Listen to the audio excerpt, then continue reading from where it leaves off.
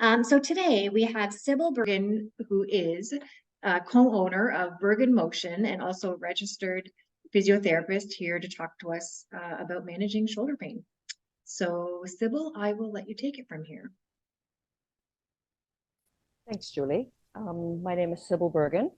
I'm a physiotherapist, and I have been working in this field for many years. You might be able to tell by the color of my hair.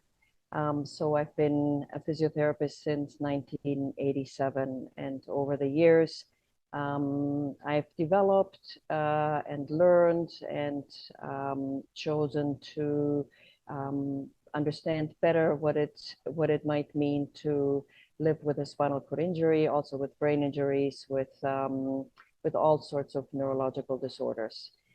So here at the clinic as well, we see many individuals with spinal cord injuries. So I've learned a lot from all the people that I've been working with. They have taught me a lot. So I don't want to simply speak about shoulder pain. I would like to speak about just shoulder conditions and the management of what to do with the shoulder. Maybe we'll start with the first slide. So unfortunately, the shoulder is a very tricky joint. It's a very small joint, and it's not really designed to wheel. It's designed to swing. It's designed to pick things up. It's designed to help us, brush our hair and put our clothes on and that sort of thing. So the whole repetitive wheeling is just not, the shoulder is not meant for that, but we can train the shoulder to be more effective and better at this particular function. We'll go to the next slide. So just before we start, I think we need to understand a bit more about the shoulder girdle anatomy, and I call it shoulder girdle because it's a system of many bones. And you can see, we'll just identify the bones first. So the humerus being the arm, part of the arm anyways, that's the bone, right? You can see the little cursor on it. We have the scapula, which is also called the shoulder blade. It's a flat bone that sits right on your rib cage. We have the clavicle, which is a horizontal bone. And we have the whole entire rib cage with 12 ribs. So if you imagine that this shoulder girdle has only really one joint that connects with the rest of the body, and that is the clavicle or the collarbone connecting with the breastbone. And I'm sure if you go to the right there with the cursor, you'll go, no, it's more to the right, sorry, towards the center of the body. That's the breastbone here in the middle. Keep going, keep going, keep going, keep going, and then up, somewhere there. Okay, so we connect the collarbone with the breastbone, and that is technically what connects the bones to the rest of the body. So the other thing you have to think about is that the shoulder joint is a bit like when you put a tee in the grass, like on a green when you go golfing, you put a tee down and then you put a golf ball on top of it. So it's very vulnerable. It just sits up there. If you just touch it, it falls off, right? In comparison to a hip joint is more like if you put a ball inside of a bowl, right? So it's really contained within that bowl. So yes, so we're pointing right now to that, what's called the glenohumeral joint, which is the shoulder joint. It's a small little vertical looking connection between the shoulder blade and the humerus. So now we have another issue with this whole shoulder joint when we're standing or when we're sitting. The weight of the arm. I don't know exactly how much an arm weighs, but I'm going to say it weighs somewhere between 10 and 20 pounds. Thank goodness I've never taken an arm off, so I don't really know how much it weighs, but that whole weight of the arm pulls on that shoulder joint and basically wants to, if we look at the shoulder joint, it wants to almost dislocate it. It wants to do that. We have muscles that hold the shoulder joint together. And those are our biggest friends. We want them to be strong. We want them to hold the shoulder blade together, a shoulder joint together. Again, in comparison to the whole shoulder system, the hip, if you think about the hip joint, you're standing, you're sitting on a hip, there is always some level of compression of that hip joint. So instead of it pulling down, the hip joint is being pushed into the joint. And that's another better circumstance. The joint is just in a better position to be healthy. Let's go to the next slide. So what keeps my shoulder safe? And I already said that it is probably one of the most important points in my presentation is the position of the whole shoulder girdle. And we all understand that life has many, we have many habits. And some of the habits that we have are the sitting, working on a computer, sitting in a wheelchair, having to wheel, sitting to eat, bending forward to do the dishes. All these positions in our body make those shoulder blades come forward, separate a bit. Sometimes they pull their shoulders forward, and then the whole shoulder joint is in a different position.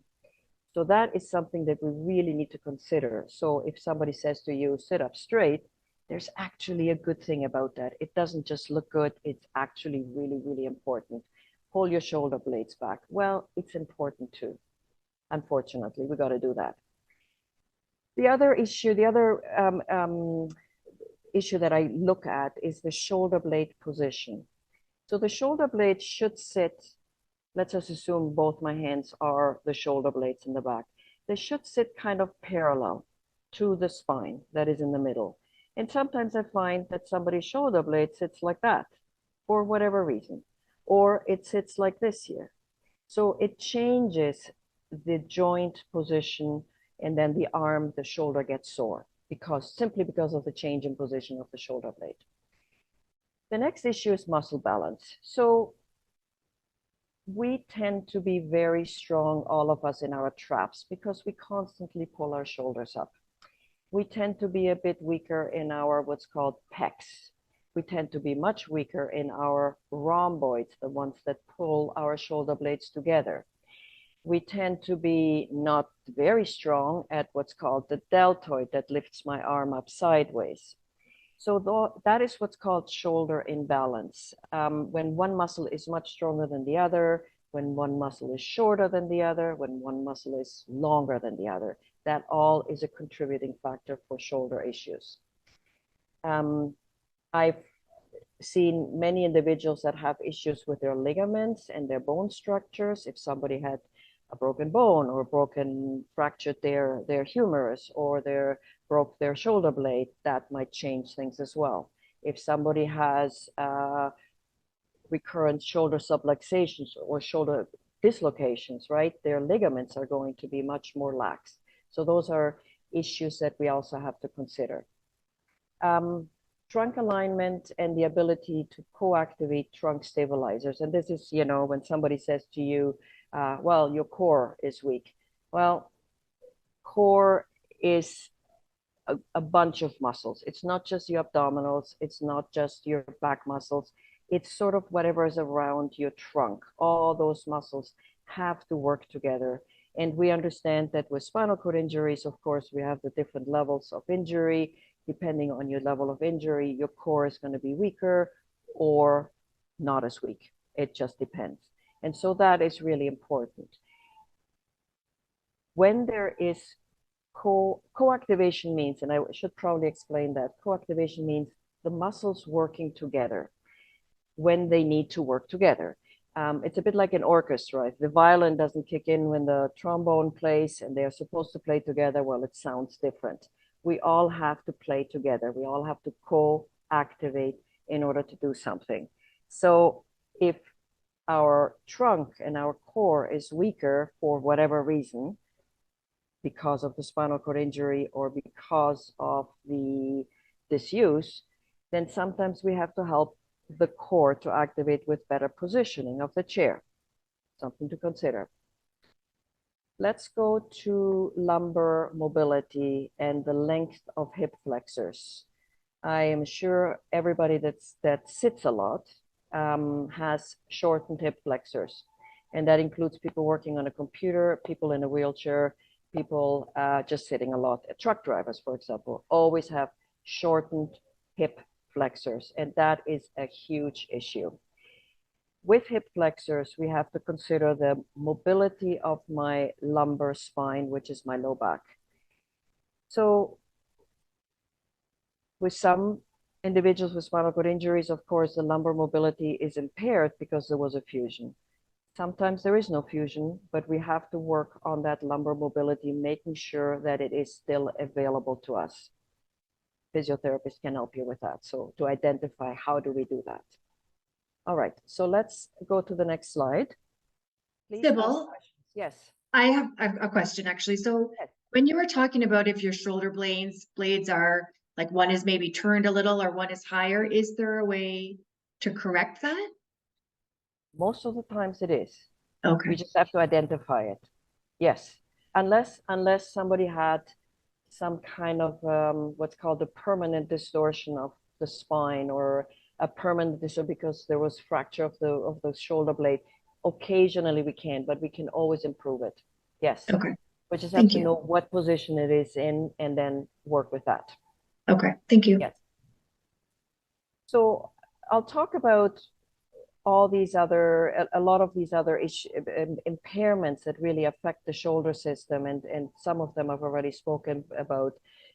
So main. So when you look at the word main, it is really just the most important ones. There is a lot of other ones, but the main ones, the ones that stick out in, front of the line, are the weakness, excuse me, of what's called the shoulder, the scapular adductors. These are the muscles that take the shoulder blade and pull them together. So if you're sitting in your chair right now, if you pull your shoulder blades back, basically you're engaging those muscles, right? We all have done that, right? Pull your shoulder blades back. They're called rhomboids. There's a few other ones, but those are the main ones. They become weak when we let our shoulder blades separate. Then there's the shoulder depressors, and that's a big name for a number of muscles. They're the muscles that pull your shoulder blades down. You need those for transfers. I'm sure everybody knows that, for transfers from the wheelchair to the bed, to the toilet, to whatever you're transferring to. So the shoulder depressors are a group of muscles, and they need to become stronger with a kind of with wheeling, with transfers, with all those kind of activities that require for us to push down. Another impairment, shortness of the front shoulder muscles. And I want to not define, but speak about shortness and length, which is kind of how we need to look at things. When a muscle is too short, it pulls, the front muscle is too short, it pulls my shoulder blades forward. So if these guys are too short, the ones in the back can't really be activated because I can't pull my shoulder blades back. So shortness and weakness go together. One is short, one is weak. The opposite is weak. Individuals that have a lot of what's called thoracic kyphosis, which simply means your upper back is very bent forward, either because we are just sitting in that position or because you're stuck in that position. That depends. And it usually comes with what's called shoulder, head forward position. Okay? That affects my shoulder girdle as well. I got to be able to, hopefully, if possible, lift my breastbone up, keep my chin a bit tucked in, and then that fixes my shoulder. I'm sure everybody's trying to do this right now, just like I am. Okay, so strength in, no, sorry, I forgot one. Changes in mobility of the shoulder blade. Often I have seen individuals that are very good at moving their arm around, but they're not very good at moving their shoulder blade around. Okay, so we might be reaching, we might be trying to get something over there, excuse me. But if my shoulder blade doesn't move with that activity, I have to try and see if I can get that to move a little bit better. So that is a main impairment. I have to look at that. I have to identify if that shoulder blade mobility is available. Strength imbalances. We talked about that already. Some muscles are weaker than others, and those are the ones that I have to work on, I have to strengthen. Some individuals come with rotator cuff injuries before they even have shoulder pain, maybe some old injury that was pre-existing, even before the spinal cord injury or after.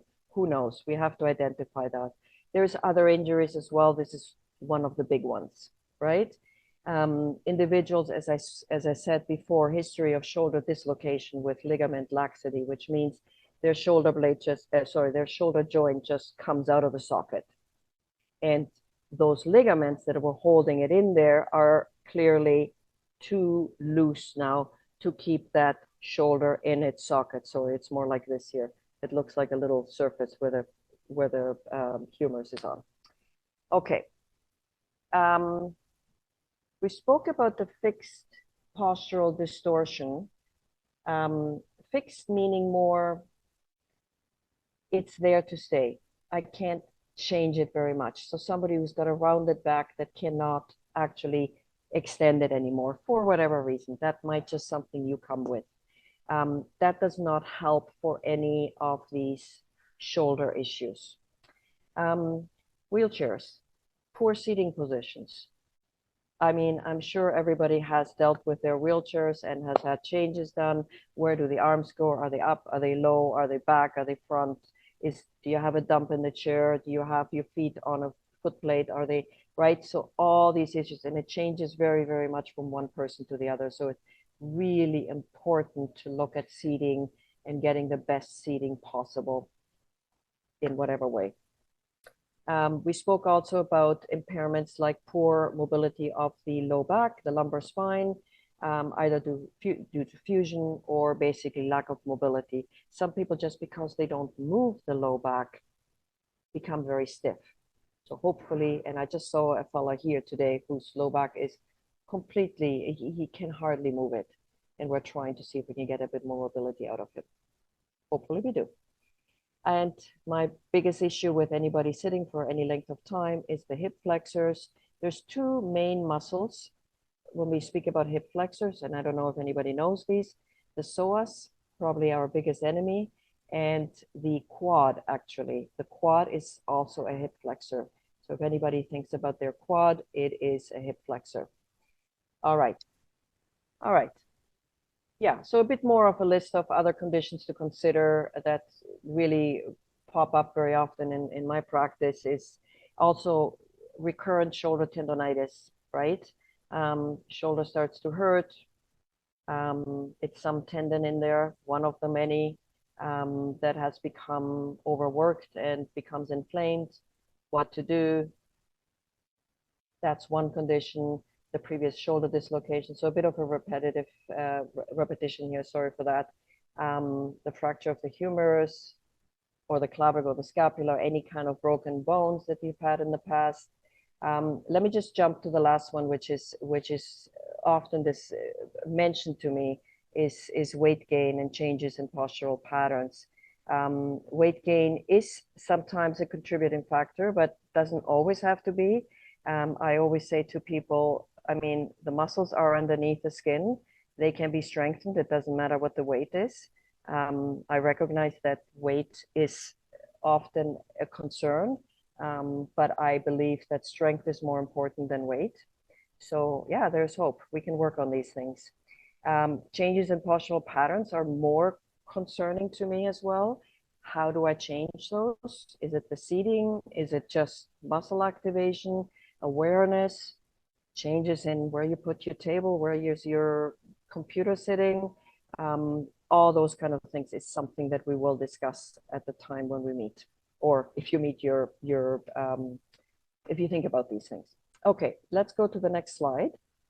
Right. So when I think about wheeling, I think about lots of range and power into what's called shoulder extension. So imagine, I don't know if you can see me. I might just use a bit of kind of descriptions of it. So when I'm wheeling, right, I've got to put my hand on the wheel. I need what's called shoulder extension. I need to be able to bring my arm back here. And that's simply shoulder extension. And shoulder extension is also requires for me to lean forward a bit. And sometimes people don't, and sometimes they do, and sometimes they don't. So it depends on what kind of requirements. Is it a flat surface? Is it a carpet? Is it a easy floor? I mean, there's so many moments. I also need lots of stamina. And I wanted to change the wording instead of using strength, stamina for the elbow extensors. That's your triceps. That's the muscle behind here. I'm sure everybody knows about it. Stamina meaning it just needs to do repetitive movement. It needs to go and come and go and come, and it needs to do that repetitive ways times in to get from A to B, wherever you're going. So we need to be able to engage that muscle many, many times every time we go and wheel. I also need sufficient stamina of my shoulder flexors because I got to bring the arm forward again, right? Hang on. I need to bend my elbow and I need to then extend it again. So you need to be able to do that in a repetitive format. So that's why I would like to call it stamina. I also need what's called isometric power of the shoulder blade adductors. And again, I'll go back to that. Those are the muscles that pull my shoulder blades together. They basically have to be on all the time. So isometric means hold, just stay, don't move. So the shoulder blades go back and they have to stay there while my arms do this movement again and again. The last one is also very important, and understanding and figuring out how can you do all that without using your traps too much. I'm sure all of you have had, after you've been out there, you've gone to the park, I'm just using a one example, and you've gone that your traps, the top of your shoulder here gets sore, it feels like it's cramped up, and you got to stretch it, and you got to find ways to actually lengthen that muscle again. We need to learn our traps less and use the other muscles more. Okay. So I'm not going to talk about the different wheeling techniques other than the quick look at the slide afterwards. Another contributing factor is the changes in wheeling terrain. Are you on a really even floor? Are you on carpet? Are you on a driveway? Are you on gravel? Are you on a trail? Where are you? So those are going to be, everything is going to be different when you are pushing through that. You have to modify your technique. And it's going to change the muscle recruitment. What do you need more of? More triceps, more shoulder extension, more elbow flexors and shoulder flexors. It depends on where you are. Unless there's any questions, I'll just keep going, right? So let's move to the next. Yeah, go ahead. And that's a bit of a picture of different wheeling techniques, and really it shows where your hands move. So you might put yourself in a position to see which one do you like to use. The most common, I'm thinking, is the arc propulsion, where your hand basically just moves forward. If you look at the arrow, you're moving forward on the wheel and just pulling right over top of the wheel again to go back and forward and backwards. The other that is quite common is the first one, the semicircular propulsion, where you're going to push forward if you go with the arrow, and then your hand travels down just across yes, thank you, right? And so those are different ones. This one is the one that probably is going to lessen your trap use. The arc propulsion, your trap is going to work a lot more, right? So if you go to the single loop, right? So you're going to push the chair forward, and now you're going to lift your arm and go over top of the wheel and come back. You're going to need a lot more what's called shoulder flexors, and then you're going to have to come back and push again. So, but sometimes you might want to try that. So we'll talk a bit about wheeling. You might change your technique just to give certain muscles a break in order to pace. Pacing is such an important piece as well. It's just change the muscle groups. They're not changing completely, but they're changing some. So we'll leave it at that because this is something that is more, it's better if we can practice it in person than doing it with a picture, right? So let's move to the next slide. So again, speaking about the mechanics of wheeling, we didn't really talk about breathing, and I hope everybody knows a bit what the diaphragm is, and is it connected to my shoulder? And I'm going to say absolutely.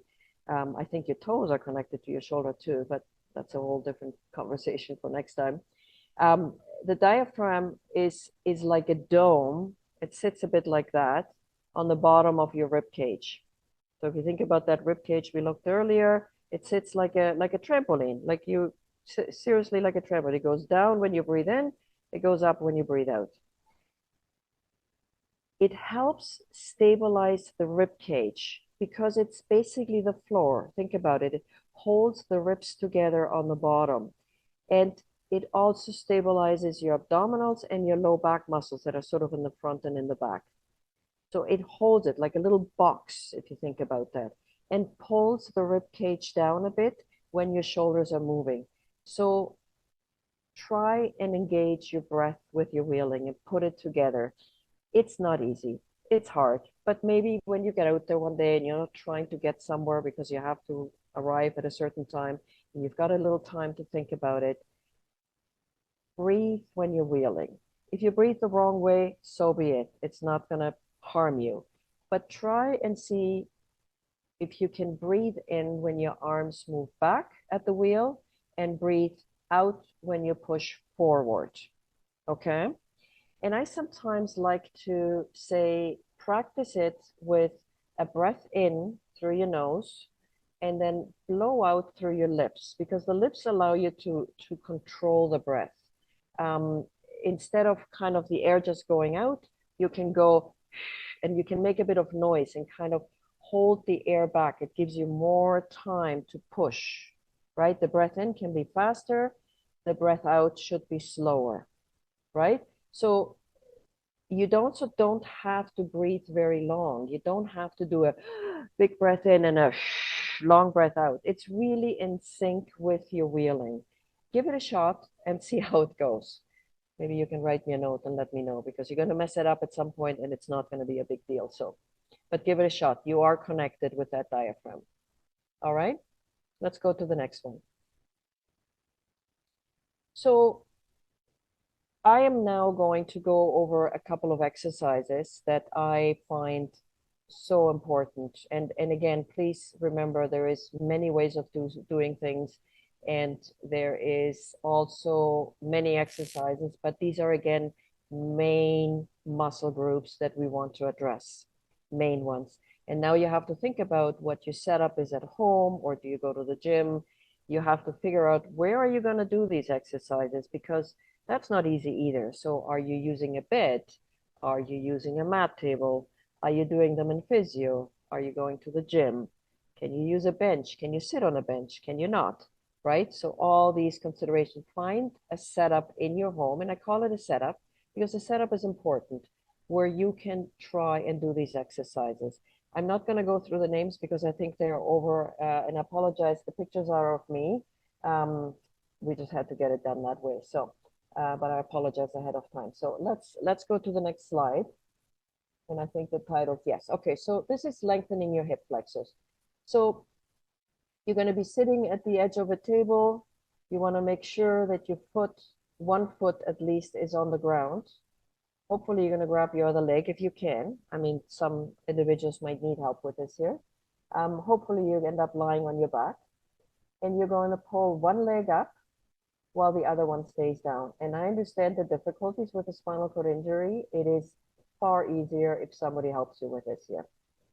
Some people are able to hook their bottom foot underneath something so it stays down.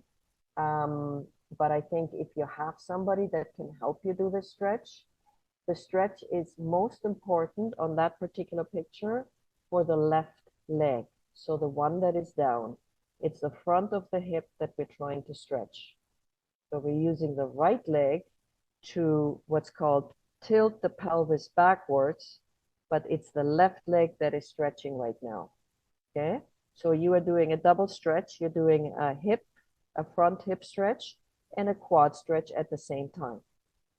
If you can find a way to do this with some help, that would be amazing. Again, I know this is difficult, and sometimes you have to figure this out. How are you going to do this? It makes a huge difference. If there's any questions about any of these exercises and how to do them, just fire away. All right? So let's go to the next one. Can you hear me? Yeah, we can hear you. Yeah. So my question was about that first exercise. Can you do that on your side? Oh, okay, good question. Yes. So let's go back to the first exercise, if you don't mind. Yeah, so if you imagine, take that body that you see and now slide it up the bed and now turn it on its side. So yes, you can get there.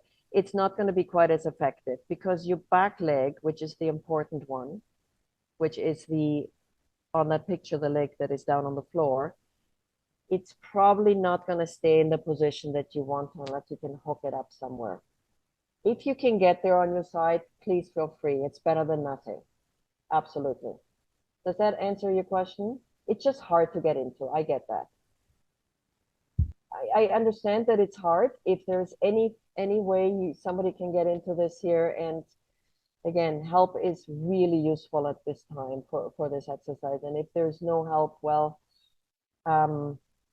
sometimes hooking that bottom leg, again, let's think about the side lying position or being on your side. You can find maybe the foot is hooked into on the side of the bed, and then you move your body up and down the bed a bit so you can end up in that position. That might be a way to do it. I hope I answered that question. So let's go to the next one. So this one is all about moving your low back and really only in one position. Can it be done with your body further back in the chair? Of course, ideally you would be forward in the chair. If you're able, I would remove the armrests, of course, to show what I'm doing. Please leave the armrests in if you need to. Your hands can be on the armrest. That's very useful as well. But you're basically tilting your pelvis forward and you're tilting your pelvis back, right? So hands on the armrest, hands on the knees are two options. You're basically you're sticking your belly button out and then you're sticking your belly button back. Maybe another way of explaining it. Hopefully that is clear. Not sure if there's any questions about it. All right, so now we're going into strengthening. Again, we're talking about, these are the rhomboids, the muscles that pull our shoulder blades together. When we are bending forward, and I'm sure people will appreciate that, you need to have something in front of you. There is options. This is the same. So the first two exercises are really moving from the side of my leg up into a single row, if you want to call it. So single rows can be done in different ways, right? There's also machines where you have a chest plate in the front and you basically pull both arms back. That's another way of doing it. But I wanted to demonstrate this because I know some of you people might be going to a gym, so you can use that. Do you have to move this far forward in the wheelchair? No, but I just wanted to demonstrate that's the ideal position. Okay. I also added a few other shoulder exercises. So picture 3 and 4 will also work on your shoulder blade, just in a different way. You're lifting your arm sideways. That will move your shoulder blade closer to your spine. If you lift your arm ahead of you, it also moves the shoulder blade a bit down, but also in. So they're just different options. So shoulder depressors are our main muscles for doing a transfer. And I'm sure everybody has done those. Can you push down and lift your bottom off? That's probably very important. Hopefully you can. Some people can't. But it's useful to do that exercise. Those little handlebars are simple push-up bars. They sell them at on Amazon and on in any kind of fitness place for pretty cheap because they're push-up bars. I use them all the time for anybody with a spinal cord injury. Sometimes I thicken the handlebar just to make it a bit easier for somebody who has grip issues. I sometimes use an active hand. I don't know if anybody knows the active hand. It's just a glove that goes around the hand. So you have that, you hold that, but you can wrap your hand around it. So those are other options and things we can do. But working on those, being able to raise, to lift, and then shift your body is really important to avoid pressure sores, shear sores, anything like that. Let's go to the next one. So this is just pictures of shoulder mobility, and it really describes the different ranges in my shoulder. So the first one is called shoulder flexions. Basically, I moved my arms from my knees up over my head. The next one is called shoulder abduction. I want to make sure I have shoulder abduction. I move from the sides of my hips sideways. Maybe I can even go all the way up and touch my hands over and clap my hands over top of my head. That's called shoulder abduction. The third one is shoulder external rotation. I bend my elbows to 90 degrees. I keep them nice and tucked in against my body, and I basically turn my hands out to see how far I can rotate. And the last one is shoulder extension. I put my arms back down and I go as far as possible with my hands behind the chair if I can, without bending forward, without lifting my shoulders up. The shoulders stay down. I simply put my arms back behind me. So that is just simple shoulder range. We are better with better shoulder range. That's all I have to say about that. If you can get more shoulder range, that's awesome. Let's go. There is a question in the chat, Sybil. Do you have to be forward in your chair to do this? No, I don't think so. Not at all. Not at all. You don't. I think for demonstration purposes, I think it was easier to see that. If you can, you have more room to move, but you don't. Of course you don't. No. You can even do some of these lying down, right? The only one you can't do very well is the last one where you have to go get your hands behind you. What I do sometimes with individuals, I just move them over on a bed right to the edge, and then the arm drops down to the floor. There is your shoulder extension. I know for myself, so I have a C4-5 spinal cord injury, and I can actually do some of these stretches a lot easier lying down than I can sitting in my chair. Absolutely. Why not? Mm-hmm. Absolutely. Not a problem. As long as we have the ranges and they feel about the same, right and left, we're good to go. Yeah, you can do them lying down. Okay, let's move to the next one. All right, shoulder extensors. These are options. Again, when you look at the pictures, I'm demonstrating, obviously, I'm at the front of the chair. The problem with this exercise has always been the chair. When you have to sit all the way back and you cannot move forward, you run into the chair. If you're able, if you can, remove the armrest at least. If you can move a bit laterally, better. You can also do it on one side only. You can work on a single arm shoulder extension. Then you can move over to the other side and do the other side, right? So everybody has to adjust to their circumstances, but it's an exercise that is really important to really get to that shoulder extension. You can also, I think that the first picture has me upright and then the next picture has me leaning forward. Do we have to lean forward? Well, it would be lovely, but I understand that is not the option for many people. Some individuals can find a way to get a chest, sit in kind of a setup where you actually have a chest plate. I sometimes have personal trainers putting their hands on the breastbone and say, stay there while they're doing their exercise. So there is options around this.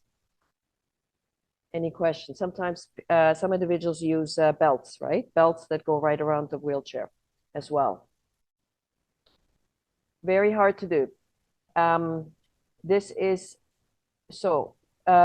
extensors. Thoracic extensors are the muscles that take me from a hunched forward position to a straight up position. They're very important and sometimes not very strong in our, and lots of people, not only people with spinal cord injuries. So if I can find a way to lock myself in, either with my hand on a bench or on a pole, and then start working on weights going up, right, where my arm is going up, that will strengthen my, not just my shoulder flexors, but also my back extensors. Yep. Any questions? No? No questions. Okay, let's go to the next one. So we talked about stamina. Stamina is, again, that ability to do repetitive movement without getting too fatigued too quickly, without too much resistance. Not much, there's not much. We just have to do it again and again and again. So I think about the shoulder flexors and the elbow flexors that have to do that work. So a lightweight, for example, a tube that just allows me to do higher number of repetitions until the muscle gets fatigued. Let's work on that as well. Again, do I have to sit in the front of the chair? No, not at all. It's just one option.